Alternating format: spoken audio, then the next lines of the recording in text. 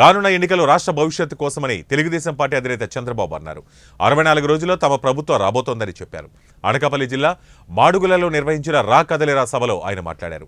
Button నొక్కుతున్నారని CM Jagan గొప్పలు చెప్పుకుంటున్నారని, button నొక్కుడు కాదు నీ బొక్కుడు సంగతేంటని చంద్రబాబు ప్రశ్నించారు. ఆయన పుణ్యం వల్లే చెత్త పన్ను వచ్చిందని ఎద్దేవా చేశారు. ఎన్నికల్లో రాష్ట్ర ప్రజలు గెలవాలి, సైకో పాలన అంతం చేస్తే తప్ప మనకు భవిష్యత్తు లేదు.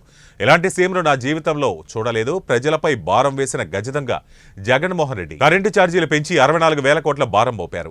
జగన్ బటన్ నొక్కుడుతో ఒక్కో కుటుంబం 8 లక్షలు నష్టపోయింది.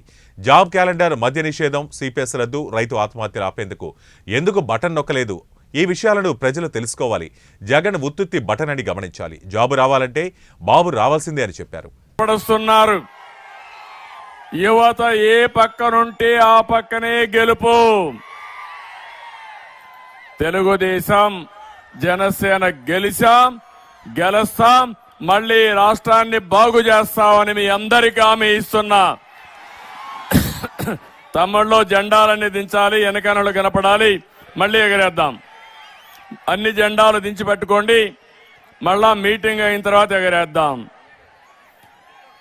ఈరోజు చాలా సార్లు నేను మాడుగులకు వచ్చాను. ఈరోజు మాడుగుల మీటింగ్ చూస్తున్నాను. మామూలుగా లేదు. తాడేపల్లి పిల్లికి జ్వరం వస్తుంది. ఇంకా రాబోయే రోజుల్లో నిద్ర కూడా రాదు. ఆ పరిస్థితిలో మాడుగుల బ్రహ్మాండంగా స్పందించారు. ఇది 64 రోజులే మనకు ఎన్నికలు.